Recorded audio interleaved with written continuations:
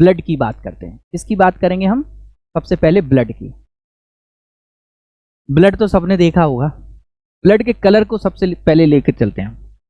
Colour कैसा होता है ब्लड का? Red colour. सबने देखा रेड कलर का, है ना? कोई ऐसा एनिमल आपको देखा है जिसमें रेड कलर का ब्लड ना हो? कॉकरोच में होता है, मैंने पहले भी बताया था आपको, है ना?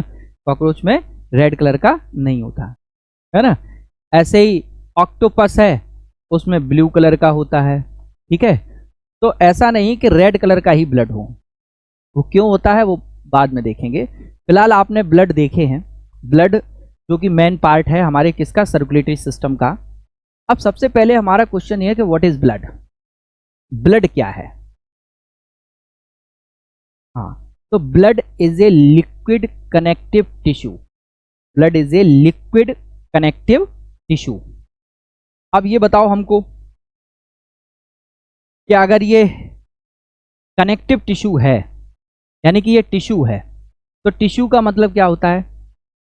टिश्यूज का मतलब तो ग्रुप ऑफ सेल्स, यानी कि डिफरेंट टाइप की सेल्स जब ग्रुपिंग करती हैं तो क्या बनते हैं? टिश्यूज बनते हैं। तो इसका मतलब इसमें कई तरीके की सेल्स हमको देखने को मिलेंगी, ठीक? तो लिक्विड कनेक्टिव टिश्यू है, एक तरल संयोजी ऊतक है। बात समझ में आ गया? तो बॉडी का बाकी सारे जितने भी टिश्यूज हैं वो सॉलिड फॉर्म में होते हैं। वो किस फॉर्म में होते हैं? सॉलिड। लेकिन ब्लड एक ऐसा है जो कि लिक्विड टिश्यू है। तो बॉडी का अगर लिक्विड टिश्यू पूछा जाए तो आप क्या कहोगे कि ब्लड जो है वो एक लिक्विड टिश्यू है, जो किस फॉर्म में होता है? लिक्विड फॉर्म में होता है। बाकी बॉडी के जितने भी टिश्यूज हैं वो कैसे फॉर्म में होते हैं? सॉलिड फॉर्म में होते हैं, ठीक है? तो blood is a liquid connective tissue, ये ध्यान रखना, लिक्विड कनेक्टिव टिश्यू। पहली चीज, कलर कैसा होता है? Red, due to the presence of respiratory pigment haemoglobin, ठीक है? किसकी उपस्थिति के कारण?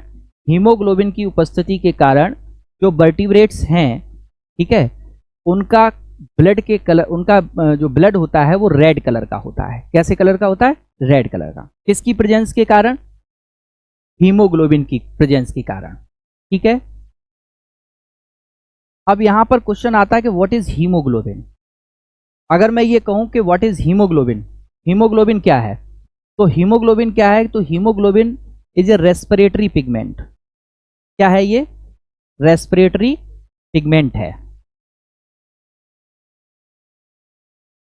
पहला आंसर इसका होगा रेस्पिरेटरी पिगमेंट। और रेस्पिरेशन में क्या होता है कि हम ऑक्सीजन को इनटेक करते हैं और कार्बन डाइऑक्साइड को बाहर निकालते हैं, यही तो होता है कि नहीं? तो कार्बन डाइऑक्साइड को बाहर निकालना, ऑक्सीजन को लेना, ये तो लंग्स का काम है, लंग्स के जरिए ये प्रोसेस हो रही है ना? लेकिन उस कार्बन डाइऑक्साइड को और जो ऑक्सीजन है उसको डिफरेंट वेरियस सेल्स तक पहुंचाने का काम किसका है? किसका काम है? हीमोग्लोबिन का काम है, ठीक है?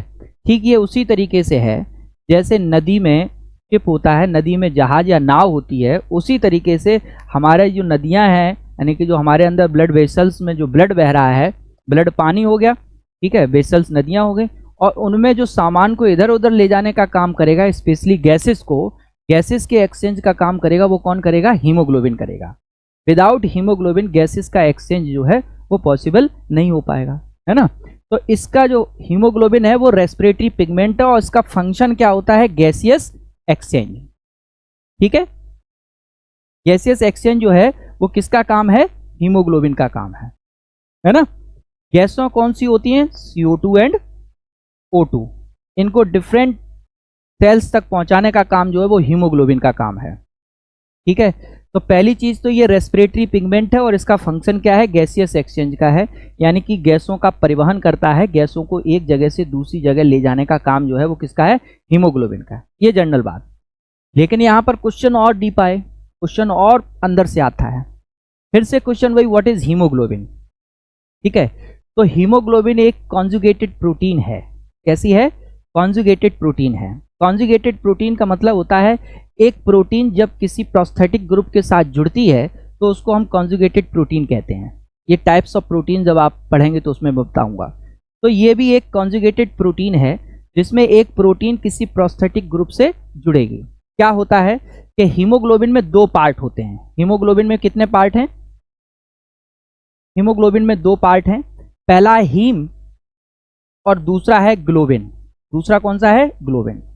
ग्लोबिन इज ए प्रोटीन और हीम एक प्रोस्थेटिक ग्रुप है जो कि आयरन होता है। कौन सा होता है ये? आयरन।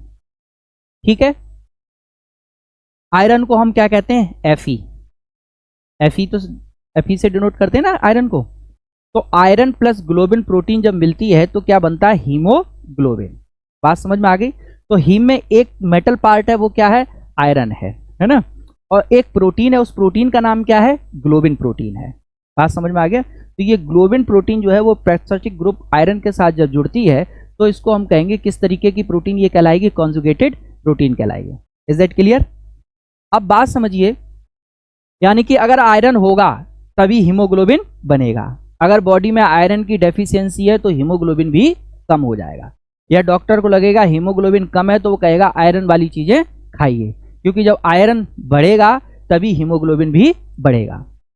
और हीमोग्लोबिन का मेन फंक्शन क्या है? मेन फंक्शन हीमोग्लोबिन का यही है कि गैसियस एक्सचेंज करता। अगर हीमोग्लोबिन कम होगा तो बहुत सारी सेल्स जो हैं वो डेड होने लगेंगी। क्यों? क्योंकि उनको ऑक्सीजन की सप्लाई नहीं हो पाएगी, और नहीं हो पाएगी तो मर जाएंगे वो। ठीक है, मर जाएंगे तो बहुत ज़्यादा अगर हीमोग्लोबिन डाउन हो जाएगा तो आदमी निपट जाएगा, क्योंकि उसकी बहुत सारी सेल्स जो है वो डेड होंगी, फिर ऑर्गन डेड हो जाएंगे कि नहीं।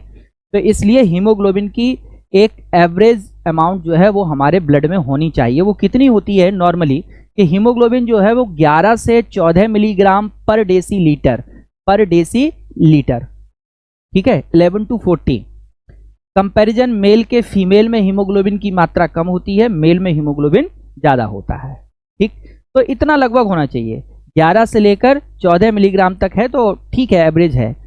अब ऐसा नहीं कि 10 हो गया तो मर जाएगा आदमी। ठीक है, लेकिन जैसे 8 यूनिट से नीचे आता है तो क्रिटिकल कंडीशन होती है। ठीक है, 8 यूनिट से नीचे आएगा वैसी कंडीशन कैसी हो जाती है? क्रिटिकल हो जाती है उसकी, है ना। फिर उसको हीमोग्लोबिन या ब्लड जो है वो देकर उसको सही किया जाता है। 6 आ गया तो और क्रिटिकल हो जाएगी। अगर 2-3 रह गया तो फिर दिन गिनने लगते हैं कि कब, है ना। तो बात समझ में आ जाएगी। तो हीमोग्लोबिन हमारे पास पर्याप्त मात्रा में होना चाहिए, और हीमोग्लोबिन को बढ़ाने के लिए हमको क्या खाना चाहिए? आयरन वाली चीज़ें खानी चाहिए। ठीक है, पालक खाइए आप, अनार का जूस पी, जो भी आयरन वाली चीज़ें हैं आपके न्यूट्रिएंट्स हैं उनको आप लीजिए तो आपके अंदर हीमोग्लोबिन बनेगा। ठीक है, तो हीमोग्लोबिन जो है वो हीम और ग्लोबिन दो पार्ट से मिलकर बनता है। इसका मेन फंक्शन क्या है? गैसियस एक्सचेंज करने का है, यानी गैसों का आदान प्रदान करता है। दूसरा ये है क्या? एक रेस्पिरेटरी पिगमेंट है। ये क्या है? एक रेस्पिरेटरी पिगमेंट है। ठीक है, जिसका रेस्पिरेटरी लग गया तो आप समझ जाइए गैसों का एक्सचेंज का काम करेगा ये, है ना। लेकिन ये जितने भी वर्टिब्रेट्स हैं और जिनका ब्लड का कलर रेड है उनके अंदर तो हीमोग्लोबिन होता है, लेकिन अदर्स एनिमल्स ऐसे हैं जिनके अंदर ये वाला रेस्पिरेटरी पिगमेंट ना होकर कोई दूसरा रेस्पिरेटरी पिगमेंट हो सकता है। तो मैं आपको कुछ रेस्पिरेटरी पिगमेंट्स का नाम बता रहा हूं। जैसे दूसरा है हीमोसाइनिन। ठीक है, दूसरा ये, पहला आपका हीमोग्लोबिन, दूसरा हीमोसाइनिन। ये कॉपर कंटेनिंग रेस्पिरेटरी पिगमेंट है, इसमें कॉपर भी प्रेजेंट होता है। तीसरा है हीमोएराइथ्रिन।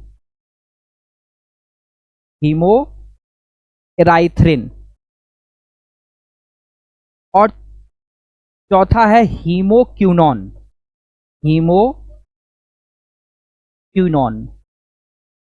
ठीक है, पहला हमने कौन सा बताया? हीमोग्लोबिन। हीमोग्लोबिन जितने भी वर्टिब्रेट्स एनिमल्स हैं उनमें क्या पाया जाता है? हीमोग्लोबिन पाया जाता है। ठीक है, दूसरा हमने बताया आपको कौन सा? हीमोसाइनिन। हीमोसाइनिन जो है उस कॉपर कंटेनिंग है, कॉपर कंटेन करता है, यानी कि इसके अंदर कॉपर भी प्रेजेंट होता है। ठीक है, और तीसरा हमने बताया कौन सा? हीमोएराइथ्रिन। हीमोएराइथ्रिन क्या करता है? हीमोएराइथ्रिन भी क्या है? एक रेस्पिरेटरी पिगमेंट। और चौथा कौन सा बताया? हीमोक्यूनॉन। ठीक है, जो ऑक्टोपस है, कौन? ऑक्टोपस। नाम सुना होगा ऑक्टोपस का, आपने देखा भी होगा, है ना। तो जो ऑक्टोपस है उसके अंदर कौन सा रेस्पिरेटरी पिगमेंट होता है? उसके अंदर हीमोसाइनिन होता है। कौन सा होता है? हीमोसाइनिन होता है। किसके अंदर होता है ये? हाँ, ऑक्टोपस के अंदर।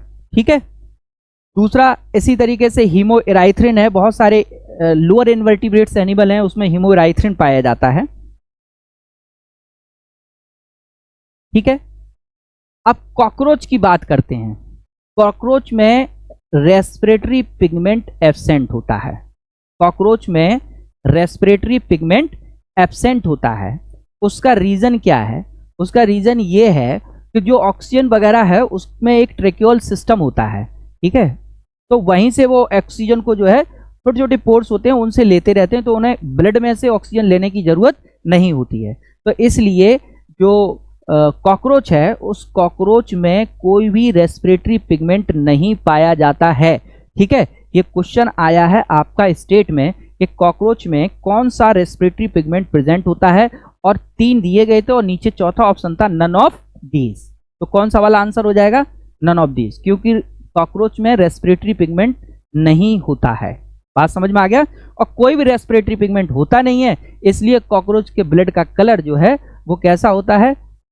देखा होगा ब्राउनिश कलर का, व्हाइटिश कलर का थोड़ा सा होता है, तो वो कोई कलर उसमें नहीं आता है। बात समझ में आ गया? ठीक है। तो कितने तरीके के रेस्पिरेटरी पिगमेंट हमने डिस्कस किए? 4 तरीके के रेस्पिरेटरी पिगमेंट डिस्कस किए। हीमोग्लोबिन, हीमोसाइनिन, हीमोएराइथ्रिन और हीमोक्यूनोन। जितने भी वर्टिब्रेट्स हैं यानी हम लोग जो हैं, हमें कौन सा पाया जाता है? हीमोग्लोबिन पाया जाता है। कौन सा पाया जाता है? हीमोग्लोबिन। इसमें एक पार्ट हीम होता है और दूसरा पार्ट ग्लोबिन होता है। एक पार्ट क्या होता है? हीम होता है और दूसरा पार्ट ग्लोबिन। ग्लोबिन क्या है? प्रोटीन है। और हीम क्या है? आयरन है। अब एक बात और यहां पर बहुत ध्यान देने वाली बात है, क्योंकि यहां से क्वेश्चन आपका पूछा गया। ये हमको पता है कि हीमोग्लोबिन का फंक्शन क्या है? गैसियस एक्सचेंज है। यानी कि हीमोग्लोबिन जो है वो गैस को पकड़ता होगा और ले जाकर किसी दूसरी जगह छोड़ देता होगा, यही तो काम होगा। तो यहां पर एक क्वेश्चन आया कि हीमोग्लोबिन का एक मॉलिक्यूल ऑक्सीजन या कार्बन डाइऑक्साइड के कितने मॉलिक्यूल्स को कैरी कर सकता है? ठीक है, तो 4 मॉलिक्यूल्स। क्यों ऐसा होता क्यों है? तो कॉन्सेप्ट ये है कि आयरन की बैलेंसी होती है 4, जैसे कार्बन की होती है ना ऐसे करके, ठीक है। तो कार्बन 4 ग्रुप ले सकता है, ऐसे ही आयरन की भी बैलेंसी कितनी है? 4। तो जब 4 है तो इसका मतलब 4 मॉलिक्यूल्स ऑफ ऑक्सीजन वो कैरी कर सकता है। बात समझ में आ गया? तो ये आप नोट कर लीजिए कि ऑक्सीजन का एक मॉलिक्यूल, हीमोग्लोबिन का एक मॉलिक्यूल ऑक्सीजन के 4 मॉलिक्यूल्स को अपने साथ बाइंड अप करता है, ठीक है। कितने कर सकता है? 4। तो इसलिए हमको इतना हीमोग्लोबिन चाहिए कि ज्यादा से ज्यादा ऑक्सीजन जो है वो पकड़ सके, वो है ना। तो एक मॉलिक्यूल ऑफ हीमोग्लोबिन, ठीक है, बाइंड करता है कितने? 4 मॉलिक्यूल्स ऑफ ऑक्सीजन और कार्बन डाइऑक्साइड, चाहे दोनों हो सकता है। वो ऑक्सीजन को लेगा तो ऑक्सीजन 4 मॉलिक्यूल, कार्बन डाइऑक्साइड पकड़ेगा तो कार्बन डाइऑक्साइड के 4 मॉलिक्यूल्स, ठीक है। यहां तक समझ में आ गया? कोई दिक्कत इसमें? तो हीमोग्लोबिन के बारे में समझ में आएगा। और हीमोग्लोबिन का एक फंक्शन आपको तो मालूम ही होगा कि इसकी प्रेजेंस के कारण जो है ब्लड का कलर कैसा होता है? हमारा रेड होता है ना। नेक्स्ट कि ब्लड का पीएच। पीएच जानते हैं? पीएच वैल्यू, है ना, पढ़ी होगी आपने कभी पीएच वैल्यू। कि अगर मान लीजिए 1 से लेकर 7 तक है, ठीक है, तो वो एसिडिक मीडियम होता है, और 7 है तो वो न्यूट्रल है, और 7 से ज्यादा है तो वो बेसिक है। 14 तक होता है ना। 1 to 7 मीडियम एसिडिक। जितना 7 से ऊपर होगा, ठीक है, उतना ही वो एसिडिटी, उसकी एसिडिसिटी जो होगी ज्यादा होगी, है ना, उसकी अम्लीयता ज्यादा होगी। और जितना वो नीचे आएगा उतना ही क्षारीयता ज्यादा होगी उसकी, ठीक है। अगर 7 है तो वो कैसा होगा? न्यूट्रल। वाटर की बात करें, H2O, H2O जो है वो न्यूट्रल होता है। इसकी जो पीएच वैल्यू है वो पीएच वैल्यू इसकी होती है 7। कितनी होती है? 7। बात समझ में आ गया? वाटर की पीएच वैल्यू कितनी होती है? 7 होती है। इसलिए वाटर कैसा कहा जाता है? न्यूट्रल कहा जाता है। अगर वाटर की पीएच वैल्यू आप बीच बीच में चेक कराते रहे, जो आप पानी पीते हैं ड्रिंकिंग वाटर की, क्योंकि पीएच वैल्यू आप बताएगा कि कहीं वाटर एसिडिक तो नहीं हो गया, तो एसिडिक वाटर हमको नहीं पीना चाहिए, ठीक है। तो वाटर की पीएच वैल्यू होती है कितनी? 7 होती है। हमारे जो ब्लड है ये टेस्ट में सॉल्टी होता है। कभी आपने पिया, मतलब चखा होगा, ठीक है, तो आपने चखा होगा तो थोड़ा थोड़ा सॉल्टी लगता है ना। सॉल्टी इसलिए होता है क्योंकि ये स्लाइटली बेसिक होता है। स्लाइटली बेसिक मतलब हल्का क्षारीय होता है, ठीक। और हल्का क्षारीय क्यों होता है? क्योंकि इसकी पीएच वैल्यू 7.4 होती है। लगभग कितनी होती है? 7.4 होती है। तो blood is slightly basic, slightly basic, ठीक है, यानी हल्का क्षारीय होता है और टेस्ट में कैसा होता है, सॉल्टी होता है, यानी कि आप अगर उसे टेस्ट करेंगे तो आपको सॉल्टी, थोड़ा थोड़ा नमकीन सा लगेगा। अब कितना ब्लड होना चाहिए, ठीक है, इस बात की चर्चा होनी चाहिए कि ब्लड आखिर कितना होना चाहिए। अगर किसी में ब्लड की कमी है और वो लगातार बनी रहेगी, ठीक है, तो उसको डिजीज कहते हैं एनीमिया हो गया। क्या हो गया, एनीमिया, ठीक है। तो अगर ब्लड लॉस की जो रिलेटेड डिजीज होती है वो कौन सी होती है, एनीमिया। थोड़ा बहुत कम है, मेंटेन कर, तो कितना ब्लड होना चाहिए बॉडी में एवरेजन, तो अगर एवरेजन अगर हम कहें तो 5 to 6 लीटर, कितना होना चाहिए, 5 to 6 litre in adult, in adult, यानी कि जितने भी वयस्क लोग हैं उनमें 5 से 6 लीटर रुधिर होना चाहिए। लेकिन इसको और थोड़ा सा सुधार करेंगे, 5 से 6 लीटर ना कहकर हम ये भी कह सकते हैं कि जो बॉडी वेट है उसके 7%, कितना, 7% हमारे बॉडी में ब्लड होना चाहिए। अगर किसी का मान लीजिए 100 किलो वेट है, वजन कितना है शरीर का, 100 किलो, जो कि सामान्य नहीं होगा, ठीक है, ऐसा पुरुष, ऐसा महिला, ऐसा व्यक्ति जो वो सामान्य नहीं कहलाएगा, है ना। लेकिन फिर भी मान लीजिए किसी का 100 किलो वजन है तो उसके अंदर खून कितना होना चाहिए, 7 लीटर होना चाहिए, कितना होना चाहिए, 7, तो 7% ऑफ टोटल बॉडी वेट, ठीक है, जो भी बॉडी वेट है उसका 7% जो है वो ब्लड हमारे अंदर होना चाहिए। लेकिन एवरेजन जो अगर किसी का हम देखें तो बॉडी वेट कितना 70-80 के बीच में अगर है तो ठीक है, तो 70 अगर मान लीजिए है या 80 है तो 80 का 7% आप देखेंगे 5.6 लीटर हो जाएगा, कितना हो जाएगा, 5.6 लीटर। यानी कि कुल मिलाकर हम ये कह सकते हैं कि एवरेज एडल्ट में 5 से 6 लीटर रुधिर होना चाहिए, टोटल बॉडी वेट का 7% होना चाहिए, ठीक है, इतना ब्लड उसके अंदर होना चाहिए। नेक्स्ट अब बात आती है, तो ये तो बात थी, एक सामान्य बात थी किसके बारे में, ब्लड के बारे में, ठीक है। नेक्स्ट अब आता है कॉम्पोजिशन ऑफ ब्लड, यानी कि ब्लड का कॉम्पोजिशन या ब्लड जो है वो किस चीज से बना हुआ है। ब्लड क्या है ये तो हमको पता चला, अब ये जो ब्लड है वो बनता किस चीज से है इसके बारे में चर्चा करेंगे। ब्लड को हम 2 पार्ट में डिवाइड करते हैं, एक पार्ट जो है उसका कहलाता है प्लाज्मा, क्या कहलाता है, प्लाज्मा, जो टोटल ब्लड का लगभग 55 to 60% तक होता है, कितना होगा, 55 to 60%। आप इसमें से एक वैल्यू कोई रखना चाहते हैं तो वो भी रख सकते हैं, आप 55 रखना चाहते हैं तो 55 रखिए, 60 रखना चाहते हैं तो 60 रखिए। मैंने आपको एक बता दिया कि 55 से लेकर 60% तक टोटल ब्लड का इतना परसेंट जो होता है वो पार्ट क्या होता है, प्लाज्मा होता है। और दूसरा होता है ब्लड कैप्सूल्स, ठीक है, दूसरी क्या पार्ट है इसका, ब्लड कैप्सूल्स, जिनको हम ब्लड सेल्स भी कह सकते हैं। तो कितना परसेंट ब्लड सेल्स हो गई, या तो हम कह देंगे 45 या 40%। अगर इधर 60% है तो इधर हो जाएगा 40%, इधर अगर आपने 55% रखा है तो आप इधर 45% कर लीजिए, ठीक है, जो भी आप वैल्यू रखना चाहें। तो ब्लड कॉम्पोजिशन की अगर हम बात करेंगे तो ब्लड जो है वो 2 चीजों से मिलकर बना है, प्लाज्मा और ब्लड सेल से मिलकर, ठीक है। सबसे पहली बात हम प्लाज्मा की बात करते हैं। अच्छा बताओ, आप लोगों ने प्लाज्मा देखा है कभी, है, देखा होगा, किसी को डेंगू हो जाता है तो ब्लड नहीं हो तो प्लाज्मा ही उसको चढ़ा देते हैं, तो आपने पीला पीला सा देखा होगा, येलोइश टाइप का जो चढ़ाते हैं, ठीक है, तो वो क्या होता है, प्लाज्मा होता है। बात समझ में आएगी, ब्लड में से ही वो निकाला जाता है ना, तो ब्लड का ही पार्ट है तो ब्लड में से एक्सट्रैक्ट करके निकाला जाता है। प्लाज्मा बहुत इंपॉर्टेंट रोल प्ले करता है, ठीक। प्लाज्मा जो है ये है क्या, तो पहली बात तो ये है कि ट्रांसपेरेंट है, ये कैसा है, ट्रांसपेरेंट है। दूसरी बात ये है कि ये नॉन लिविंग है, कैसा है, नॉन लिविंग पार्ट है, ट्रांसपेरेंट है और नॉन लिविंग पार्ट है, येलोइश कलर का होता है, कैसे कलर का, येलोइश कलर का। ये तो बाहर से आप देखकर उसका मॉर्फोलॉजिकल बता सकते हैं कि ये प्लाज्मा है ना, कैसा है, ट्रांसपेरेंट है, नॉन लिविंग है और हल्के पीले रंग का होता है। अगर हमारे कभी चोट लगती है तो आपने देखा होगा कुछ देर बाद जब ब्लड क्लॉट हो जाता है तो जहां पर ब्लड क्लॉट हुआ उसका जो बीच वाला पार्ट होता है वो रेडिश कलर का काफी होगा, ठीक है, और किनारे वाला पार्ट जो है वो ट्रांसपेरेंट वाटरी टाइप का होता है, ये प्लाज्मा होता है। ठीक है, ये क्या होता है आपका प्लाज्मा। और बीच में जो रेड कलर का पार्ट प्लॉट होके देखते हो आप, वो होती है ब्लड सेल्स, है ना।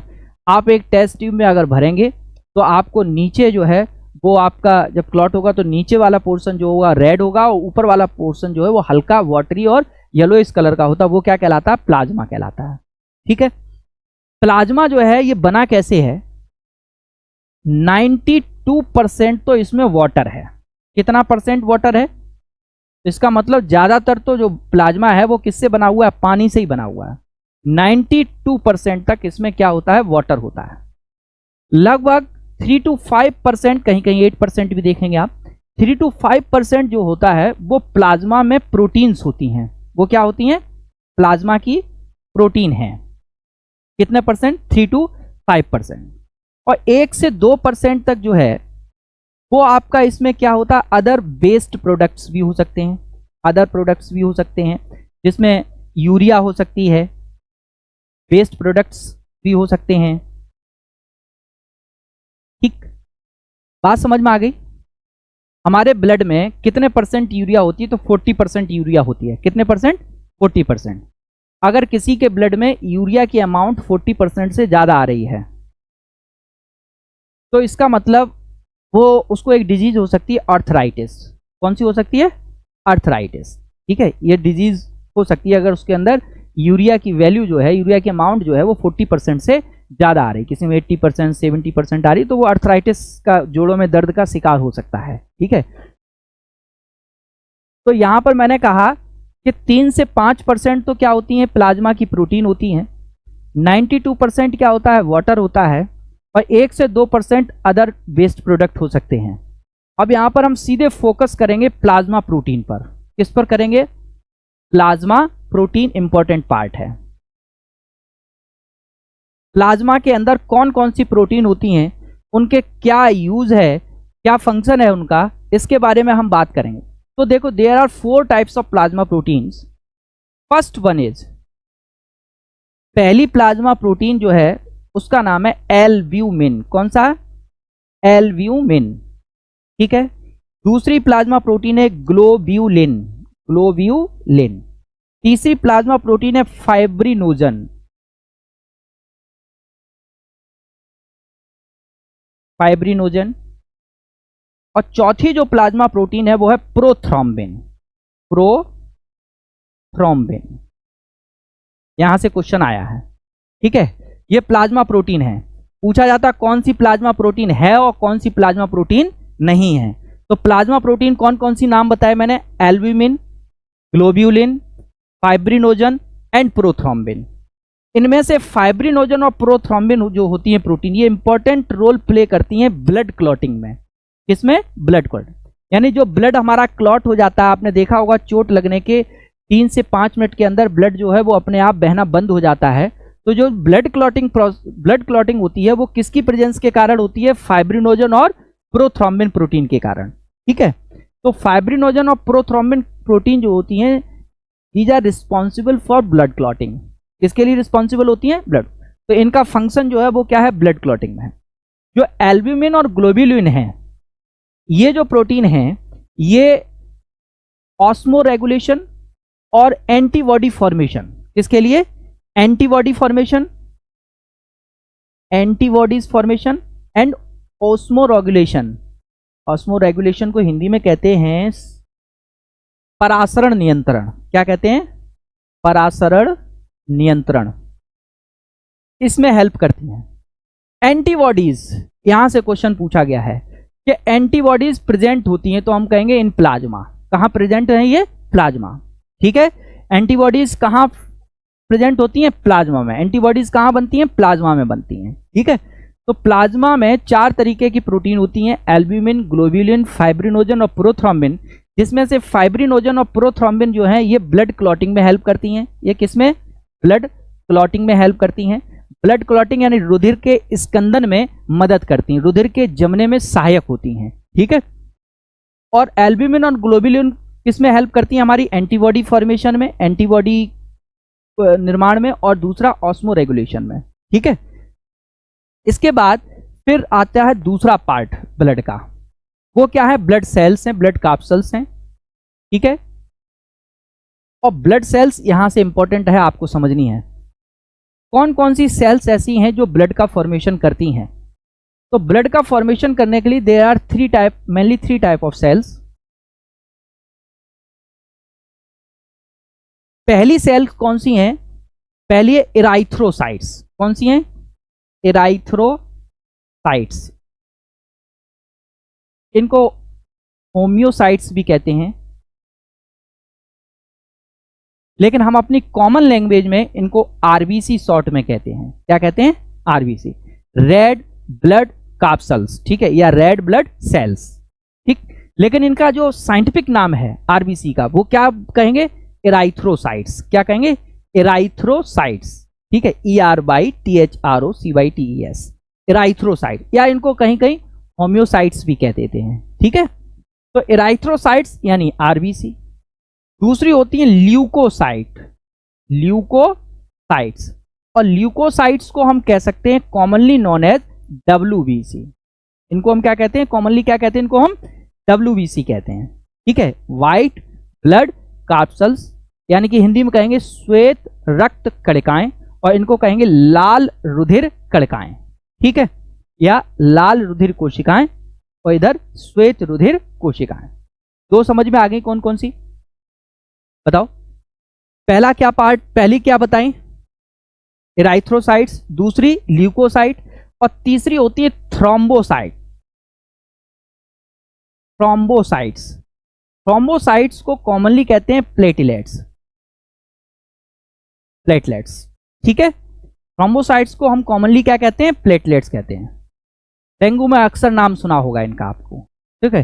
These are responsible for blood clotting, ठीक है। ये जो सेल्स हैं ये भी ब्लड क्लॉटिंग में हेल्प करती है। इनके बारे में इतना आपको पता होना चाहिए, सफिशिएंट है। कि कौन सी? थ्रोम्बोसाइट्स, या फिर हम इनको क्या कहेंगे? ब्लड प्लेटलेट्स जो होती हैं वो ब्लड क्लॉटिंग में हमारी हेल्प करती हैं, ठीक। अब इन दो जो अदर दो सेल्स हैं, अदर दो कैप्सूल्स हैं, इनको हमको पढ़ना है। पहला है आरबीसी। पहला कौन सा है? आरबीसी। आरबीसी जो है लगभग 50 से 55 लाख, ठीक है, 50 से 55 लाख प्रति घन मिलीमीटर, यानी कि 50 to 55 लाख पर मिलीमीटर क्यूब, ठीक है, प्रति घन मिलीमीटर। कितनी होनी चाहिए? 50 से 55 लाख प्रति घन मिलीमीटर, हिंदी में कहेंगे, ठीक है। इतनी इनकी अमाउंट जो है हमारे ब्लड में होनी चाहिए। इससे कम है तो नुकसान है, ठीक है। इससे कम हो जाती हैं, काफी कम हो जाए तो बहुत नुकसान हो जाएगा इसमें। तो पहली चीज तो यह है कि इतनी होनी चाहिए, 50 से 55 लाख प्रति घन मिलीमीटर। ये है इन मैन, इन मैन। यहां से क्वेश्चन आया है, ठीक है, यूपीएससी में पूछा गया। तो अगर हम नर की बात करते हैं, या हम कहेंगे पुरुष में कितनी होती हैं, तो हम कहेंगे 50 से 55 लाख तक। अगर हम फीमेल की बात करेंगे तो ये 40 to 45 लाख जो हैं वो प्रति घन मिलीमीटर इन वुमेन, ठीक है। यानी कि कंपैरिजन पुरुष की तुलना में महिला में आरबीसी की संख्या कम होती है। यहां तक बात समझ में आ गई? इसकी तुलना में, पुरुष की तुलना में महिलाओं में आरबीसी की संख्या जो है वो कम होती है। बट इन इन्फेंट्स, यानी कि जो नवजात शिशु हैं, उनमें ये बहुत ज्यादा होती हैं। उनमें होती हैं 70 से 90 लाख प्रति घन मिलीमीटर, ठीक है, इन इन्फेंट्स, यानी कि नवजात शिशु में, या हम कहेंगे शिशु में, इनकी संख्या ज्यादा होती है। बात समझ में आ गई कि नहीं? ठीक है। तो ये नंबर ऑफ आरबीसी हो गया एक मैन, वुमेन और इन्फेंट्स में। हमने आपको बताया कि मैन में कितनी होती है, वुमेन्स में कितनी होती है, इन्फेंट्स में कितनी होती है। ये जो आरबीसी सेल्स हैं ये नॉन न्यूक्लिएटेड होती हैं। मैमल्स में ये कैसी होती हैं? मैमल्स यानी स्तनधारियों में, यानी ह्यूमन में, या अदर जो मैमल्स हैं, एनिमल्स हैं, उनमें नॉन न्यूक्लिएटेड होती हैं। नॉन न्यूक्लिएटेड का मतलब हो गया केंद्रक विहीन, यानी कि इन कोशिकाओं के अंदर केंद्रक अनुपस्थित होता है, केंद्रक नहीं पाया जाता, केंद्रक विहीन होती हैं। इन मैमल्स का मतलब स्तनधारियों में आरबीसी जो है नॉन न्यूक्लिएटेड सेल है। नॉन न्यूक्लिएटेड का मतलब हुआ इनके अंदर केंद्रक नहीं पाया जाता, अनुपस्थित होता है, ठीक है। लेकिन एक्सेप्ट दो ऐसे एनिमल हैं, दो ऐसे मैमल्स हैं जिनकी आरबीसी न्यूक्लिएटेड होती हैं, और उनमें से एक है कैमल, एक क्या है कैमल, और दूसरा है लामा। बताओ देखा है लामा? देखा होगा आपने, है ना? कैमल और लामा। कैमल तो सबने देखा, लामा भी देखा होगा, एक भेड़ जैसा होता है जिसकी गर्दन लंबी सी होती है। आप गूगल सर्च करेंगे तो आपको लामा दिख जाएगा, है ना? सुंदर सा है देखने में। तो वो दो ऐसे मैमल्स हैं जिनकी आरबीसी न्यूक्लिएटेड होती हैं। ये क्वेश्चन इंपॉर्टेंट है, ठीक है। बाकी जितने भी अदर मैमल्स हैं उनकी आरबीसी कैसी होती हैं? नॉन न्यूक्लिएटेड होती हैं। तो कौन कौन से ऐसे मैमल्स हैं जिनकी आरबीसी न्यूक्लिएटेड होती हैं? तो कैमल और लामा, ठीक है। दो की आरबीसी कैसी होती हैं? न्यूक्लिएटेड होती हैं। अच्छा, हमको क्या फायदा है कि इनके न्यूक्लियस नहीं है? देखो हमको क्या फायदा है, आरबीसी सेल जो है वो थैलीनुमा स्ट्रक्चर्स हैं, और इनके अंदर न्यूक्लियस ना होने की वजह से एरिया बढ़ जाता है, और एरिया बड़ा होने के कारण क्या है कि हीमोग्लोबिन ज्यादा भरा होगा, क्योंकि आरबीसी सेल्स जो होते हैं वो हीमोग्लोबिन कंटेनिंग सेल हैं, ठीक है। आरबीसी के अंदर ही क्या पाया जाता है? हीमोग्लोबिन पाया जाता है, और इसी वजह से इनका कलर कैसा होता है? रेड होता है। तो हीमोग्लोबिन कहां पर भरा होता है, कहां पर प्रेजेंट होता है? तो हम कहेंगे आरबीसी के अंदर होता है, और न्यूक्लियस ना होने के कारण ज्यादा एरिया खाली रहेगा, तो इस वजह से क्या होगा कि इसमें हीमोग्लोबिन ज्यादा भरा होगा कि नहीं? तो वो हमको फायदा है इससे। तो आरबीसी जो होती हैं मैमल्स की वो नॉन न्यूक्लिएटेड होती हैं, लेकिन ऊंट और लामा की जो आरबीसी हैं वो कैसी होती हैं? न्यूक्लिएटेड होती हैं। अगर हम इसका शेप की बात करेंगे तो शेप कैसी है इसकी? बाई कॉन्वेक्स होती है। कैसी होती है? बाई कॉन्वेक्स होती है, ठीक है। बाई कॉन्वेक्स होती है। बाई कॉन्वेक्स का मतलब दो उत्तलीय, ठीक है, बाई कॉन्वेक्स होती है। इसकी शेप की बात करेंगे, आप चाहें तो स्किप कर सकते हैं, लेकिन कभी पूछा जाए तो आपको पता होना चाहिए, ठीक है। किस किस की हमने बताई आपको कि न्यूक्लिएटेड आरबीसी होती हैं? तो हम कहेंगे ऊंट और लामा की जो है वो कैसी होती हैं? न्यूक्लिएटेड आरबीसी होती हैं। दूसरी बात, इनके अंदर आरबीसी के अंदर क्या भरा रहता है? हीमोग्लोबिन भरा रहता है। लेकिन ये आरबीसी बनती कहां पर है? ये ब्लड कहां पर बनता है? ये इसको मैं आगे बढ़ा दूं, कुछ नोट करना है इसमें से? ठीक, आगे चलते हैं। नेक्स्ट इसमें क्या है कि ये आरबीसी बनती कैसे है, ये बात समझ लीजिए, यहां से क्वेश्चन आया।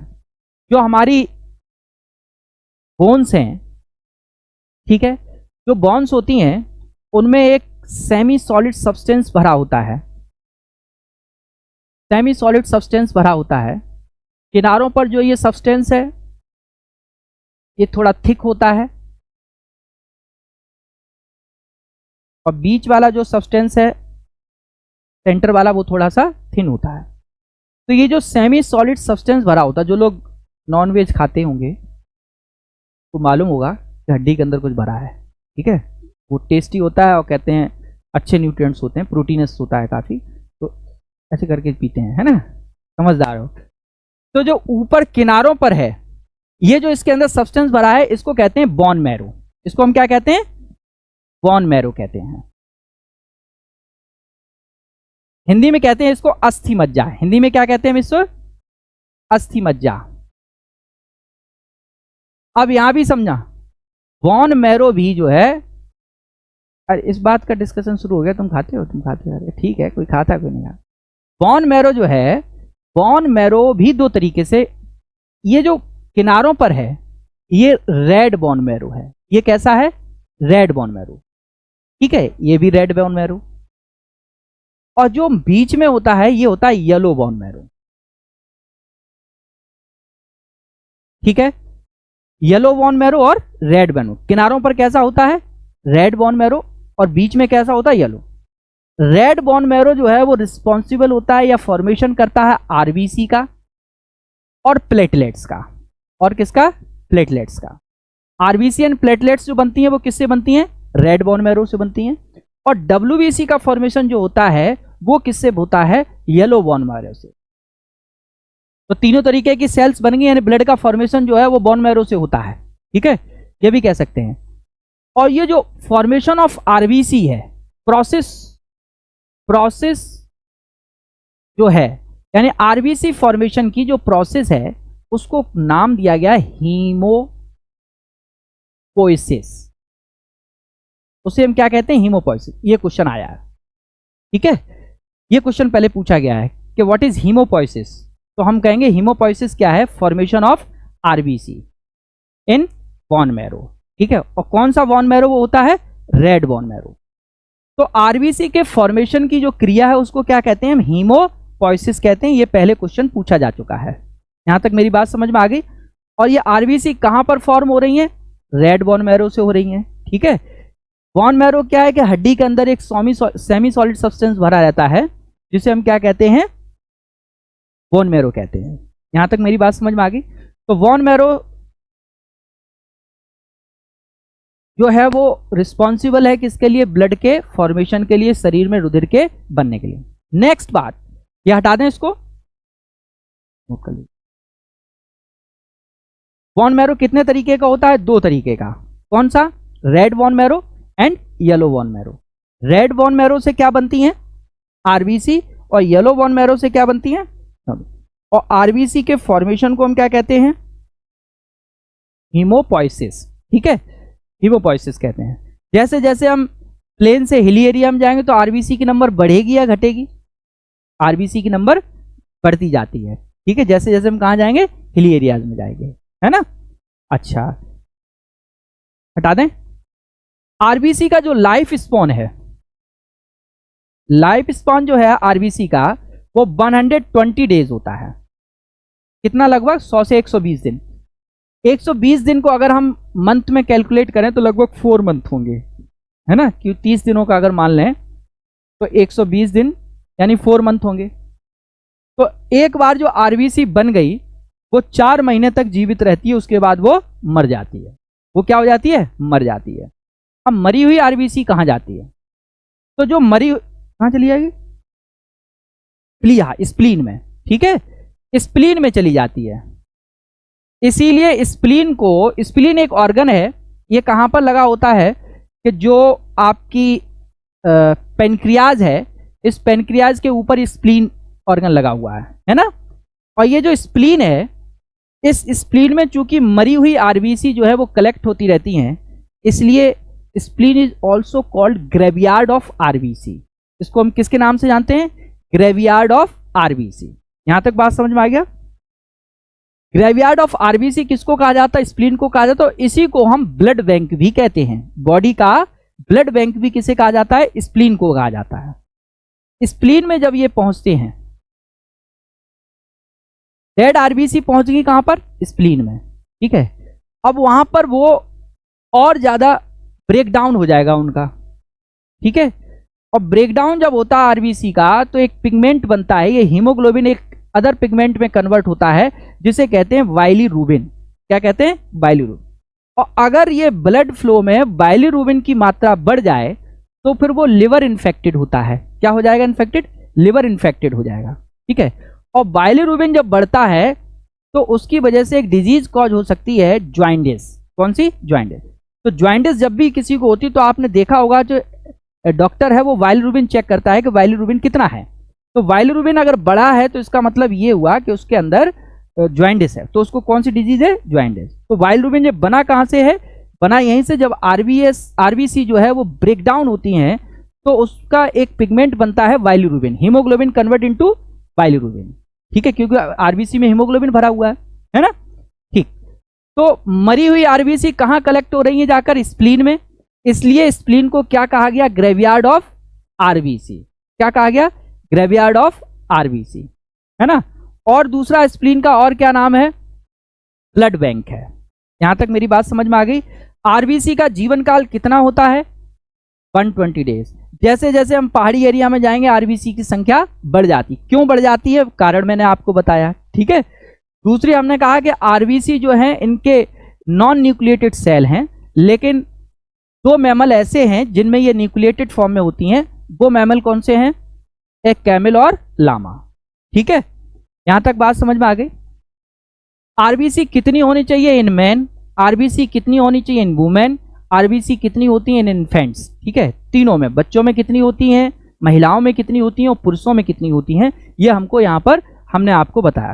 दूसरा, आरबीसी के फॉर्मेशन या ब्लड के फॉर्मेशन बताया कहां से होता है? बोन मैरो से होता है।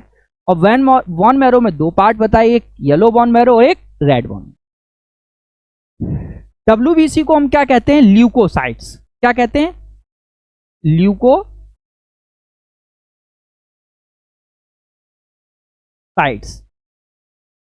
बहुत इंपॉर्टेंट सेल है हमारी बॉडी का। इनको हम कह सकते हैं गार्ड सेल्स ऑफ बॉडी। ठीक है, इनको हम क्या कह सकते हैं? गार्ड सेल, या हम कह सकते हैं पुलिस फोर्स ऑफ ब्लड। ठीक है, पुलिस फोर्स इन ब्लड। ऐसा क्यों कहा गया? ऐसा इसलिए कहा गया क्योंकि इनका सबसे पहला काम होता है एनकाउंटर करना, जो भी बाहर से बैक्टीरिया या वायरस ब्लड में आ गए हैं उनको एनकाउंटर करती है ये। ठीक है, सबसे पहला काम इसका यही है। अदरवाइज वो बैक्टीरिया जो होंगे वो हमारे ब्लड में सर्कुलेट होकर कहीं भी इंफेक्शन कर देंगे जाकर। तो सबसे पहला प्रोटेक्शन जो है वो हमको प्रोवाइड कौन करता है? डब्ल्यूबीसी प्रोवाइड करती हैं। ये एनकाउंटर स्पेशलिस्ट हैं।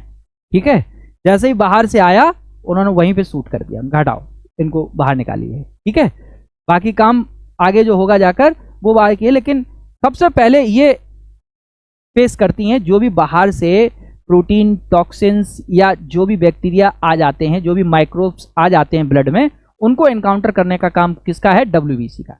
इसलिए इनको हम क्या कहते हैं? Guard cells of our body, या फिर हम कहते हैं police force of our body. ठीक है, हमारे जो शरीर है उसमें पुलिस फोर्स है ये। Phagocytic in nature.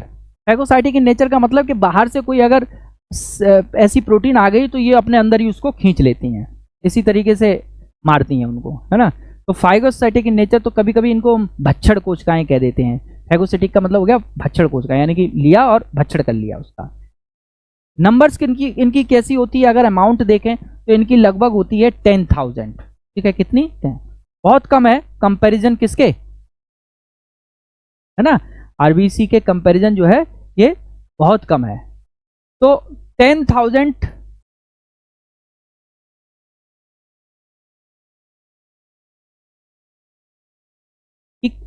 ये इनकी रहती है क्या? अमाउंट। कभी कभी किसी में 10 से 12 हो जाए तो कोई बात नहीं है, 10 से 12 होने में कोई दिक्कत नहीं है। लेकिन अगर मान लीजिए किसी में ये बहुत ज़्यादा हो गई, बहुत ज़्यादा का मतलब इनकी संख्या जो है वो 50,000 हो गई। ठीक है, कितनी हो गई? 50,000 हो गई। तो उस समय ये समस्या कर सकती हैं, यानी कि enormous increasement of leukocyte cause leukaemia, जिसको हम कहते हैं कॉमनली ब्लड कैंसर। क्या कहते हैं हम इसको? Blood cancer. यानी कि अगर डब्ल्यूबीसी की संख्या में अनियमित वृद्धि हो जाए तो वो कौन सा रोग कर देगी हमारे अंदर? ब्लड कैंसर कर देगी, जिसको हम कहते हैं ल्यूकीमिया। अब डॉक्टर जब भी रिपोर्ट में लिखेगा तो कहेगा ही सफरिंग फ्रॉम ल्यूकीमिया डिजीज। अगर वो लिख देगा कि ब्लड कैंसर हो गया तो आधा तो पेशेंट तभी मर जाएगा पढ़ के ही। ठीक है, क्योंकि उसे मालूम है ब्लड कैंसर क्या होता है। तो इसलिए वो साइंटिफिक लैंग्वेज में लिखते हैं कि ल्यूकीमिया, सिम्टम्स ऑफ ल्यूकीमिया। ये ल्यूकीमिया के सिम्टम्स हो सकते हैं, यानी ब्लड कैंसर के हो सकते हैं। ठीक है, तो बात समझ में आ गया कि ल्यूकीमिया क्या है? जब इनमें क्या हो जाए? इनॉर्मस इंक्रीजमेंट हो जाए। ठीक है, एक्स्ट्रा ऑर्डिनरी इंक्रीज हो जाए, ये एक्स्ट्रा ऑर्डिनरी इनकी संख्या बढ़ जाए तो फिर वो क्या कॉज कर सकता है? ल्यूकीमिया। अगर इनकी ये डिक्रीज हो जाए, यहां तो क्या हो रहा था? इंक्रीज हो रहे थे, यहां पर क्या हो जाएंगे? डिक्रीज हो जाएं, यानी कि जो 10,000 हैं ये 1,000 1,500 बचे। ठीक है, तो फिर उसको कहते हैं ल्यूकोपेनिया। क्या कहते हैं हम उसे? ल्यूकोपेनिया। दोनों में अंतर समझ में आएगा, leukaemia and leukopenia. Leukaemia means enormous increasement of WBC. ठीक है, और इसमें क्या होगा कि एनॉर्मस डिक्रीजमेंट ऑफ WBC। तो WBC की संख्या अगर बहुत कम हो जाए और बहुत ज़्यादा हो जाए तो हमारे लिए ये कैसी है, हार्मफुल है, नुकसानदायक है। इससे ब्लड कैंसर, और अगर कम हो जाएगी तो कौन सा डिजीज होती है, ल्यूकोपेनिया। बात समझ में आ गया? दोनों ही घातक हैं, दोनों ही जो है वो आपके लिए हार्मफुल है हम लोगों के लिए, है ना। WBC क्यों इंपॉर्टेंट है? WBC इसलिए इंपॉर्टेंट है, दीज आर काउंटर सेल्स, ठीक है। जब किसी को डेंगू होता है, अच्छा आप लोग, मैं जानता हूं क्या, जब हमको डेंगू होता है और हम क्या कराते हैं, डेंगू का टेस्ट या CBC करवाते हैं, कंप्लीट ब्लड काउंट कराते हैं। CBC सुना होगा आपने, CBC कराते हैं तो डॉक्टर के पास वो CBC जाता है, और हमारे पास जब CBC आएगा तो सबसे पहले हम फोकस करते हैं प्लेटलेट्स पर। प्लेटलेट्स पर फोकस करते हैं, यार प्लेटलेट्स बहुत डाउन हो गई तो अब बचना मुश्किल है, कि इनकी तो 8 ही हज़ार रह गई, इनकी तो 10 ही हज़ार रह गई, होनी चाहिए 1 लाख 1.5 लाख, ठीक है। तो ये कम हो गई, तो हम सबसे पहले किसको देखते हैं, प्लेटलेट्स को। लेकिन डॉक्टर्स प्लेटलेट्स को इग्नोर करता है। ये सेल्स फॉर्म होती हैं बॉडी में, बनती रहेंगी, बन जाएंगी, लेकिन क्या कंडीशन है जिसकी वजह से ये नहीं बन रही है ना, वो पता होनी चाहिए।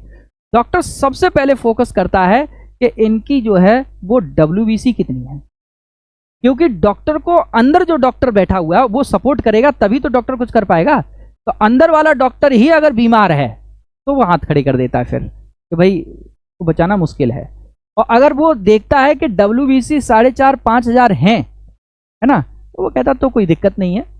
क्योंकि डेंगू का ट्रीटमेंट क्या होता है, डेंगू का कोई ट्रीटमेंट ये नहीं है, कोई मेडिसिन पर्टिकुलर डेंगू के लिए नहीं होती, बल्कि उसमें क्या है कि बॉडी जो हाइड्रेट ना हो, इसलिए डिहाइड्रेट ना हो, तो इसलिए उसमें क्या है कि ड्रिप्स दिए, पानी पीजिए, ठीक है, लिक्विड लीजिए जितना ले सकते हैं, तो हमारी सेल्स डिहाइड्रेट ना हो, है ना। तो वो ड्रिप चढ़ाता रहेगा 3 दिन। और हमारी प्लेटलेट्स का एक साइकिल होता है कि 5 दिन जो है वो डाउनवर्ड जाती हैं, फिर 5 दिन फिर वो बढ़ती हैं, और 5 दिन बाद वो अपने आप तेजी से बढ़ने लगेंगी। लेकिन इन 5 दिनों तक उस पेशेंट को स्थिर रखने का काम जो है वो डॉक्टर का होता है, ठीक है, क्योंकि इन 5 दिनों में झटके लिए तो निकल जाएगा। तो इसलिए उसको क्या करता है कि WBC उसकी नज़र रखता है कि WBC की एनकाउंटर सेल्स जो हैं वो डॉक्टर को काउंटर कर रही हैं कि नहीं कर रही हैं, ठीक है, सपोर्ट कर रही हैं कि नहीं कर रही हैं, है ना।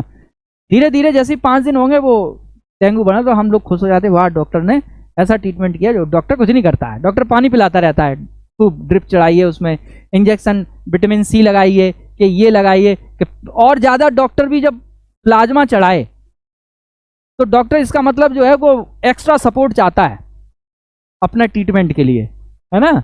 एक्स्ट्रा सपोर्ट इसलिए चाहता है कि प्लाज्मा जो आपने चढ़ाया है वो तो बाहर से आपने WBC और वो क्या नाम, बाहर से एंटीबॉडीज डेवलप कर दी, उसके अंदर डाल दी उसमें प्लेटलेट्स, लेकिन जब तक बॉडी नहीं बनाएगी प्लेटलेट्स, वो कितने दिन चलेंगी, 2 दिन चलेंगी, 3 दिन चलेंगी, फिर आपको प्लाज्मा चढ़ाना पड़ेगा, फिर कितने बार प्लाज्मा चढ़ाओगे, है ना। तो ये चढ़ा इसलिए देते ताकि 2-3 दिन कट जाए, फिर 5वें दिन वैसे भी रेगुलेट होने लगेंगी। तो प्लाज्मा चढ़ाकर वो मेंटेन करने की कोशिश करता है और साथ में बॉडी को स्थिर रखता है, ठीक है। 5-6 दिन बाद फिर डेंगू जो है उससे हम लोग बाहर निकलना शुरू हो जाते हैं। लेकिन इस दौरान अगर डॉक्टर को नॉलेज नहीं है और डॉक्टर अगर ये डिस्टर्ब कर देगा तो सबसे पहले क्या होगा, क्योंकि प्लेटलेट्स नहीं है ना, ब्लड क्लॉटिंग के लिए रिस्पॉन्सिबल है, तो अंदर जो इंटरनल ऑर्गन्स हैं उनमें ब्लीडिंग स्टार्ट हो जाएगी। और जैसे ही ब्लीडिंग स्टार्ट हुई फिर डॉक्टर नहीं कुछ कर सकता है। उसका रीजन है कि ब्लीडिंग, सबसे पहले जो ब्लीडिंग होती है वो ब्रेन में होती है, ठीक है। ब्रेन की जो कैपिलरीज हैं वो बहुत ही पतली हैं, तो उनमें बहुत जल्दी से जो है क्या होगा कि ब्लीडिंग हो जाएगा। और जैसी ब्रेन की जैसी आपकी, तो बॉडी के और ऑर्गन्स से कंट्रोल वहीं से, तो वो ऑर्गन्स जो है वो डिस्टर्ब होने लगेंगे, है ना। थोड़ी देर बाद अगर नहीं उसको कंट्रोल कर पाए तो ब्रेन डेड हो जाएगा। ब्रेन डेड का मतलब होता है ह्यूमन डेड, ठीक है। कभी कभी डॉक्टर रिपोर्ट में ब्रेन डेड लिखते हैं, तो ब्रेन डेड का मतलब हो गया कि अब आगे नहीं कर सकते इसको क्योर, ठीक है। तो डेंगू जो डिजीज होती है उसमें हम क्या विशेषकर ध्यान, या कभी भी कोई बीमारी हो तो बाकी चीजें आप बाद में देखिए, पहले देखिए अपनी अंदर के डॉक्टर को कि WBC हमारी कितनी है, ठीक है। WBC है तो घबराने की कोई जरूरत नहीं है, WBC आधा काम अपना अंदर करेंगे, बाहर का डॉक्टर जो है वो बाहर से आपको सप्लीमेंट्स देकर सही कर लेगा, ठीक है। लेकिन अगर WBC नहीं है सही तो फिर डॉक्टर को सप्लीमेंट से सही नहीं कर सकता है, ठीक है कि नहीं। फिर तो वो घातक हो जाएगा। तो WBC हमारे अंदर बनी रहे, कोशिश ये रहे हमारी। दूसरी चीज क्या है कि WBC अगर बहुत ज्यादा हो जाएंगी तो कॉज ब्लड कैंसर यानी ल्यूकीमिया टर्म याद रखिए, और अगर बहुत कम हो जाएंगी तो ल्यूकोपेनिया। इनके जो लाइफ स्पॉन है, जैसे उनका लाइफ स्पॉन कितना था 120 डेज, इनका जो लाइफ स्पॉन है वो 3 to 4 डेज का। कितना है 3 to 4 डेज। किसका WBC का। अगर आपसे पूछा जाए कि WBC का लाइफ स्पॉन कितना हुआ है तो हम कहेंगे 3 से 4 दिन।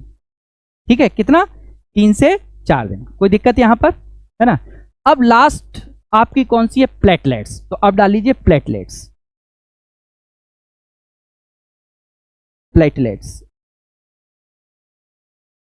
इनकी अमाउंट नॉर्मल अमाउंट जो होती है वो 1 लाख to 1,50,000, 1 से 1.5 लाख के आसपास तो होनी ही चाहिए, नॉर्मल वैल्यू है। These corpuscles are mainly responsible for blood clotting। ठीक है, सिर्फ इतना इसमें लिख लीजिए कि ये जो सेल्स हैं वो रुधिर को स्कंदन में मदद करती हैं। BTCT सुना होगा आपने, जब भी हम कोई ऑपरेशन कराते हैं तो सबसे पहले डॉक्टर CVC कराता है, उसमें वो चेक करता है BTCT। ठीक है, BTCT क्या होता है, ये क्यों डॉक्टर इसको देखना चाहता है। BTCT का मतलब होता है bleeding time and clotting time. ठीक है, हर कैंडिडेट का, हर ह्यूमन का ब्लीडिंग टाइम 3 to 5 मिनट के बीच में होता है, किसी का 3 मिनट, किसी का 4 मिनट, किसी का 5 मिनट। ठीक है, नॉर्मल कंडीशन में 5 मिनट के अंदर ब्लड जो है वो क्लॉट हो जाना चाहिए। ठीक, तो BT का मतलब होता है कि कितनी देर ब्लीड करेगा, CT का मतलब होगा कितने टाइम में वो क्लॉट कर जाएगा। ठीक है, ये पता होना चाहिए डॉक्टर जब सर्जरी करता है तो उसको पता होना चाहिए कि BTCT क्या है इसका, कहीं ऐसा तो नहीं ये रेगुलर हो या फिर ये डिस्टर्ब हो तो फिर वो ऑपरेट नहीं करेगा। ठीक है, रिस्क नहीं लेगा। तो BTCT का मतलब होता है blood bleeding time and clotting time. तो हमारा जो ब्लीडिंग टाइम और क्लॉटिंग टाइम को डिसाइड करने वाला फैक्टर है वो, वैसे तो 13 फैक्टर होते हैं क्लॉटिंग के लिए। क्लॉटिंग को करने के लिए बॉडी में कितने फैक्टर्स होते हैं, 13 फैक्टर्स होते हैं। लेकिन अगर रिस्पॉन्सिबिलिटीज कहें कि किसके पास ये रिस्पॉन्सिबल है, कौन रिस्पॉन्सिबल है, तो प्लेटलेट्स जो हैं ये भी रिस्पॉन्सिबल होती हैं किसके लिए, ब्लड को क्लॉट करने में।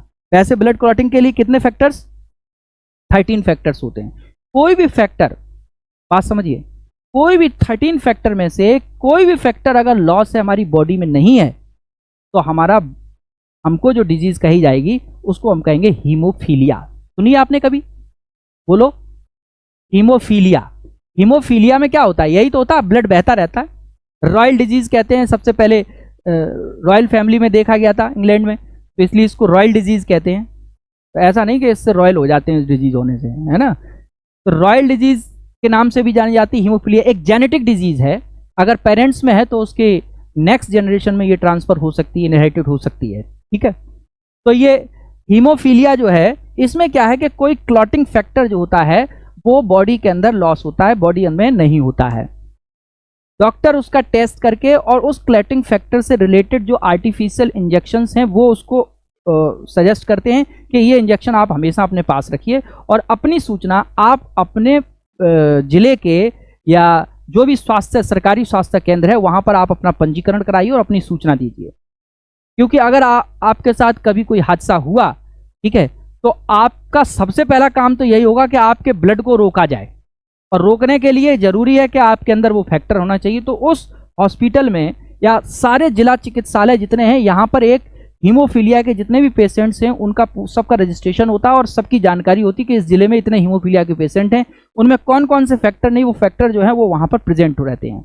इन केस कभी फ्यूचर में ऐसा हुआ, और उसकी ऑनलाइन सोसाइटी है, हम लोग चेक कर सकते हैं हीमोफीलिया से रिलेटेड। जब तक इसका कोई परमानेंट क्योर ना हो तब तक इस तरीके से सोसाइटी के जरिए इसको रोकने का प्रयास किया जाता है। ठीक है, तो वो एक 13 फैक्टर्स में से जो एक फैक्टर उसके अंदर लॉस होगा, उस फैक्टर का क्या किया जाए, इंजेक्शन रखा रहता है। जब भी कोई समस्या होगी तो वही इंजेक्शन सबसे पहले लगाया जाएगा ताकि इसके ब्लड को क्लॉट रोका जा सके। ठीक है, तो हीमोफीलिया जो है एक जेनेटिक डिजीज है, एक रॉयल डिजीज कहा जाता है, इसका जेनेटिक कारण है। और इसमें क्या होता है, कोई भी एक 13 फैक्टर में से कोई भी एक फैक्टर लॉस होता है। ठीक है, तो कितने कारक जो हैं वो ब्लड क्लॉटिंग में हेल्प करते हैं, तो हम कहेंगे 13।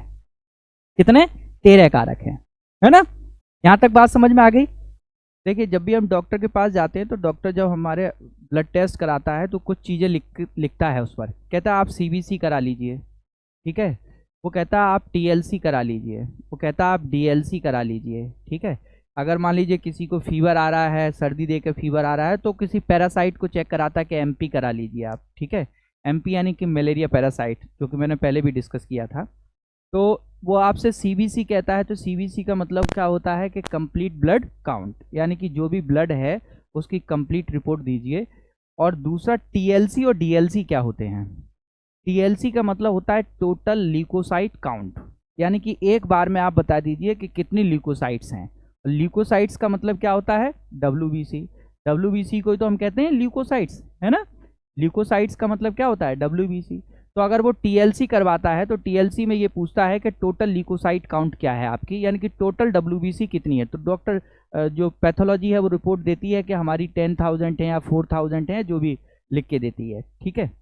जब वो डीएलसी कराता है, डीएलसी का मतलब होता है डिफरेंशियल ल्यूकोसाइट काउंट। विकास कहाँ है? अच्छा, ठीक। तो डीएलसी कराता है तो डीएलसी का मतलब होता है differential leukocyte count. Differential leukocyte count का मतलब क्या है कि डिफरेंशियल ल्यूकोसाइट काउंट का मतलब है कि जो टाइप्स ऑफ ल्यूकोसाइट्स हैं, यानी टाइप्स ऑफ डब्ल्यूबीसी हैं, उनकी अलग अलग अमाउंट बताइए, ठीक है। तब वो फिर लिख कर देता है रिपोर्ट में, इसके नीचे वो कहता है कि भाई ईओसिनोफिल्स इतनी है ना। वो ये कहता है कि बेसोफिल्स इतनी है। ऐसी कुछ सेल्स का नाम लिखता है, ऐसी कुछ यूनिट्स का नाम लिखता है वो, ठीक है। तो ये जो हैं वो हैं टाइप्स ऑफ डब्ल्यूबीसी। तो there are 5 types of WBC. Note करिए कौन कौन सी होती हैं।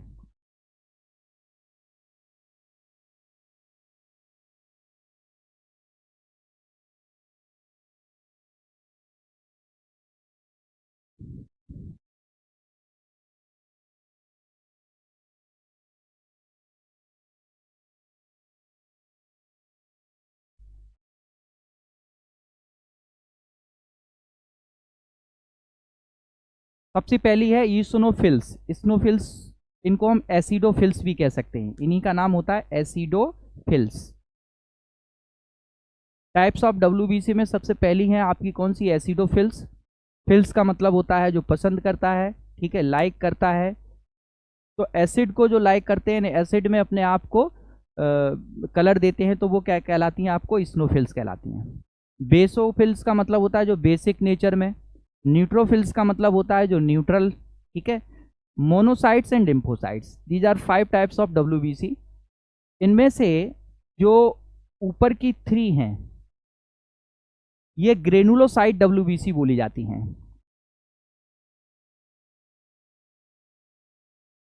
ग्रेनुलोसाइट्स का मतलब इनकी जो सेल्स हैं, ये जो सेल्स हैं डब्ल्यूबीसी, इनमें छोटे छोटे ड्रॉपलेट स्ट्रक्चर्स पाई जाती हैं इनके साइटोप्लाज्म में, जिन्हें ग्रेन्यूल्स कहते हैं। तो उन ग्रेन्यूल्स की प्रेजेंस होती है, इसलिए इन तीनों कैटेगरी की सेल्स को हम ग्रेनुलोसाइट्स बोलते हैं, ठीक है। या हम कह सकते हैं कि ये ग्रेनुलर हैं। और जो मोनोसाइट और लिम्फोसाइट्स हैं ये हैं ए ग्रेनुलर, ठीक है। तो ग्रेनुलोसाइट और ए ग्रेनुलर, या हम granular and A granular. Granules क्या है कि छोटी छोटी ड्रॉपलाइट स्ट्रक्चर्स हैं जो कि साइटोप्लाज्म में कोई भी सेल है उस सेल में इस तरीके से ड्रॉप लाइक स्ट्रक्चर्स होती हैं। न्यूक्लियस है, न्यूक्लियस के आसपास ड्रॉप लाइक स्ट्रक्चर हैं, तो ये ग्रेन्यूल्स बोले जाते हैं। और अगर ये ग्रेन्यूल्स प्रेजेंट हैं तो उनको कहेंगे ग्रेनुलोसाइट, ठीक है। तो ग्रेनुलोसाइट्स की कैटेगरी में कौन कौन सी डब्ल्यूबीसी आती हैं? Acidophils, basophils and neutrophils. और एक ग्रेनुलर कौन कौन सी होती हैं? Monocytes and lymphocytes. यहाँ तक बात समझ में आ गई। तो डब्ल्यूबीसी कितने टाइप की होती हैं? 5 टाइप्स की होती हैं। स्नोफिल्स, basophils, neutrophils, monocytes and lymphocytes, ठीक है। इसमें से जो 3 ऊपर की हैं ये ग्रेनुअल्स प्रेजेंट होते हैं, इसलिए इनको हम ग्रेनुलर कैटेगरी में रख देते हैं। इनमें ग्रेनुल्स एब्सेंट होते हैं, इसलिए इनको हम ए ग्रेनुलर कैटेगरी में रख देते हैं, ठीक है। इसके बाद इसमें समझना ये है, ये मोनोसाइट जो हैं ये लार्जेस्ट डब्ल्यूबीसी है। ये क्वेश्चन पूछा जाता है which one is largest blood cells, तो कौन सी होती है? मोनोसाइट्स। ये आकार में बड़ी हैं लेकिन संख्या में सबसे कम है, ठीक है, आकार में सबसे बड़ी और संख्या में सबसे कम होती हैं। कौन सी होती हैं? मोनोसाइट। बात समझ में आ गया? जैसे इस कमरे में बड़े बड़े पत्थर डालोगे तो वो कम बनेंगे, छोटे छोटे पत्थर डालोगे तो वो ज़्यादा बनेंगे, बनेंगे कि नहीं? तो ये जो मोनोसाइट्स हैं ये साइज में तो सबसे बड़ी हैं लेकिन नंबर में सबसे कम होती हैं। यहाँ तक बात समझ में आ गई? ठीक है। और न्यूट्रोफिल्स हैं ये सबसे ज़्यादा होती हैं। न्यूट्रोफिल्स जो हैं सबसे ज़्यादा हैं, यानी कि नंबर में सबसे ज़्यादा कौन सी होती हैं? न्यूट्रोफिल्स होती हैं। और नंबर में सबसे कम कौन सी होती हैं? मोनोसाइट होती हैं। और इन पांचों में जो सबसे बड़ी सेल्स हैं वो कौन सी हैं? मोनोसाइट सेल्स हैं। ठीक है, यहाँ तक बात समझ में आ गया? इसके बाद इसमें बहुत ही इंपॉर्टेंट सेल है जिसका नाम है बेसोफिल्स। कौन सी? बेसोफिल्स।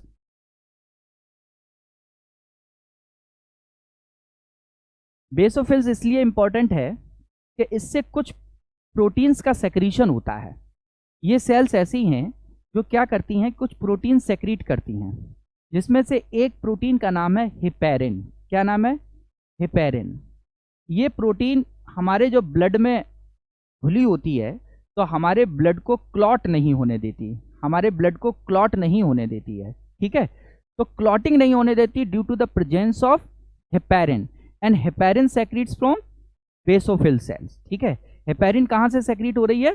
बेसोफिल से सेक्रीट हो रही है। ये क्या है? एक तरीके से एक प्रोटीन है जो क्या करती है कि हमारे ब्लड में जब घुली होती है तो फिर वो ब्लड को क्लॉट नहीं होने देगी बॉडी के अंदर, नहीं तो बॉडी के अंदर ही ब्लड जो है वो क्लॉट हो जाएगा। ठीक है, तो बेसोफिल्स में हमने क्या बताया था कि बेसोफिल्स कोशिकाओं से क्या निकलती है? एक हेपेरिन नामक प्रोटीन निकलती है, और वो हेपेरिन प्रोटीन क्या करती है कि ब्लड को बॉडी में क्लॉट नहीं होने देती है। अगर ब्लड बॉडी में क्लॉट हो जाएगा तो फिर काम नहीं चलना है ना?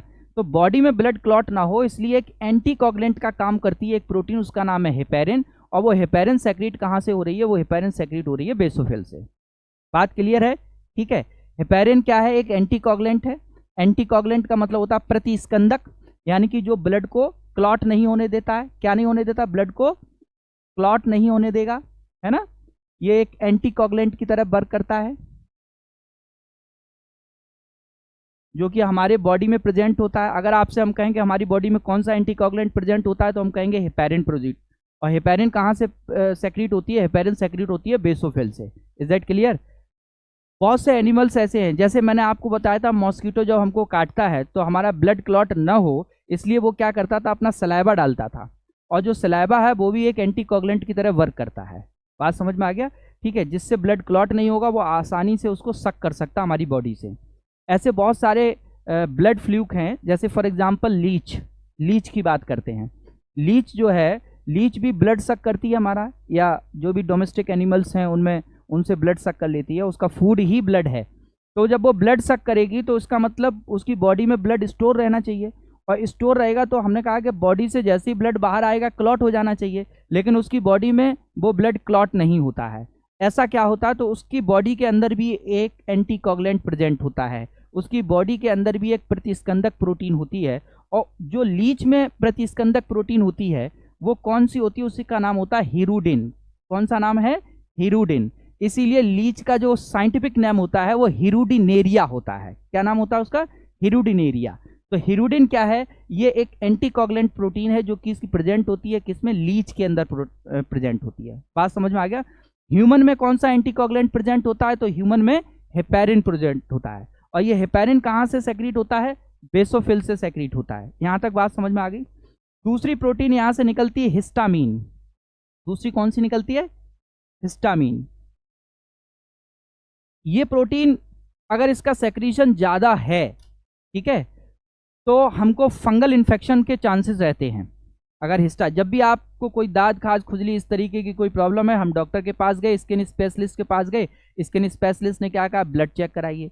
ठीक है, ब्लड चेक कराते हैं तो वो देखते हैं कि हिस्टामीन कैसा है, बेसोफिल कैसा है ना? तो हिस्टामीन अगर ज़्यादा ये प्रोटीन सेक्रीट होती है तो इचिंग की प्रॉब्लम हो जाती है। तो हिस्टामीन भी कहाँ से निकलती है? वो भी निकलती है आपकी बेसोफिल से निकलती है। बात समझ में आ गया? आपके लिए बहुत इंपॉर्टेंट जानना है कि हेपेरिन प्रोटीन, तो हेपेरिन प्रोटीन बेसोफिल से सेक्रीट होती है, और हेपेरिन प्रोटीन जो है बॉडी में एंटीकोगुलेंट का वर्क करती है, यानी कि बॉडी के अंदर जो है वो हमारा ब्लड जो है वो कोगुलेट ना हो, ब्लड जो हो क्लॉट ना हो, इसके लिए वो हमको प्रिवेंट करती है। ठीक है, जब हम पैथोलॉजी में गए तब भी तो हमारा ब्लड बाहर निकाला जा रहा है, निकाला जाता है कि नहीं, तो ब्लड क्लॉट हो जाना चाहिए, क्योंकि मैंने कहा कि जैसे ही बॉडी से बाहर ब्लड आएगा हेपेरिन इनएक्टिव हो जाती है। हेपेरिन जैसे ही इनएक्टिव हो जाती है और थ्रोम्बिन और फाइब्रिनोजन प्रोटीन जो आपने प्लाज्मा में पढ़ी थी वो एक्टिव हो जाएंगी और वो क्या कर देंगी कि एक नेटवर्क बना देंगी हमारे जो भी इंजरी है वहाँ पर, और जिससे ब्लड बाहर निकलना बंद हो जाएगा। ठीक है, तो जब ब्लड हमारे बॉडी से निकाला जा रहा है तो उस समय भी तो ब्लड बॉडी से बाहर आ रहा है, तो क्लॉट हो जाना चाहिए, लेकिन क्लॉट नहीं होता है। तो आप जरा गौर से करिए, आप पैथोलॉजी में जब जाते हैं तो वो जब ब्लड निकालता है तो एक ट्यूब में डालता है और ट्यूब को ऐसे करके एक मिक्स करता है। तो ऐसे क्यों हिला देता है? क्योंकि ट्यूब के अंदर पहले से एक ड्रॉपलेट पड़ी होती है। ठीक है, वो एक एंटीकोगुलेंट, आर्टिफिशियल एंटीकोगुलेंट होता है, सोडियम एसीटेट का वैसे यूज करते हैं वो लोग, तो वो उसमें एक पहले से ड्रॉपलेट पड़ी होती है। इसका बहुत छोटा सा पाउडर टाइप का भी आता है, आजकल क्रिस्टल फॉर्म में भी होता है, तो वो उसमें पड़ा रहता है और उन्होंने ब्लड निकाला और डालने के बाद उसको हिलाया तो वो उसमें मिक्स हो जाता है, मिक्स हो जाता है, वैसे ही वो क्या करेगा, ब्लड को क्लॉट नहीं होने देगा। बात समझ में आ गया? तो कभी भी जब हम पैथोलॉजी में जाते हैं तो ब्लड क्लॉट क्यों नहीं होता है? क्योंकि उनकी टेस्ट ट्यूब में पहले से क्या पड़ा होता है, एक एंटीकोगुलेंट पड़ा होता है जो कि आर्टिफिशियल एंटीकोगुलेंट है। लेकिन नेचुरली हमारी बॉडी में जो एंटीकोगुलेंट है उसका नाम क्या है? हेपेरिन है। ठीक है, और हेपेरिन कहाँ से सेक्रेट हो रही है? बेसोफिल से। मेरी बात समझ में आ गई? ठीक है, तो मैंने 5 टाइप्स की WBC बताई, जिसमें पहली थी आपकी कौन सी? इस्नोफिल्स, दूसरी थी आपकी बेसोफिल्स, तीसरी थी आपकी न्यूट्रोफिल्स। न्यूट्रोफिल्स के बारे में क्या बात पता होनी चाहिए आपको कि ये संख्या में सबसे ज़्यादा होती हैं। फिर हमने आपको बताई मोनोसाइट्स, ये आकार में सबसे बड़ी हैं, और ठीक है, और चौथी पांचवी होती हैं आपकी कौन सी? लिम्फोसाइट्स। लिम्फोसाइट सेल्स भी बहुत इंपॉर्टेंट है। लिम्फोसाइट सेल्स क्या है कि हमारे अंदर रेजिस्टेंस पावर, हमारे इम्यून सिस्टम को के लिए इंपॉर्टेंट होती हैं। इम्यून सिस्टम क्या होता है? इम्यून सिस्टम होता है कि resistance power against diseases, against virus, bacteria and other microbes. ठीक है, जो रेजिस्टेंस पावर हमारी बॉडी के अंदर होती है कि बाहर से बैक्टीरिया, वायरस या कोई भी फॉरेन प्रोटीन जो हमारी बॉडी में एंटर करती है तो कुछ ना कुछ हमारी बॉडी पर एडवर्स इफेक्ट डालेगी, तो उसको रोकने का काम जो है वो हमारे बॉडी के अंदर एक सिस्टम है, इम्यून सिस्टम, वो करता है। तो उस इम्यून सिस्टम में जो फंक्शनल यूनिट होती हैं वो लिम्फोसाइट्स होती हैं। यहाँ पर A lymphocytes and B lymphocyte cells होती हैं। जो वी लिम्फोसाइट सेल्स हैं वो जो भी बाहर से माइक्रोब्स आ रहे हैं या बाहर से जो फॉरेन पार्टिकल्स आ रहे हैं उनके अगेंस्ट एंटीबॉडीज डेवलप करती है। ठीक है, तो B lymphocytes responsible for produce antibodies against foreign particles, ठीक है, या फॉरेन प्रोटीन्स जो भी बाहर से आ रही है, हमारी बॉडी जिसको एक्सेप्ट नहीं करती या बॉडी में पहले से उस तरीके की कोई प्रोटीन के हमारे पास सिग्नल्स नहीं है, तो उस प्रोटीन के अगेंस्ट जो है वो एंटीबॉडीज डेवलप करने का काम होता है बी लिम्फोसाइट सेल्स का। ठीक है, जैसा कि हमने वहां पर अभी पढ़ा था।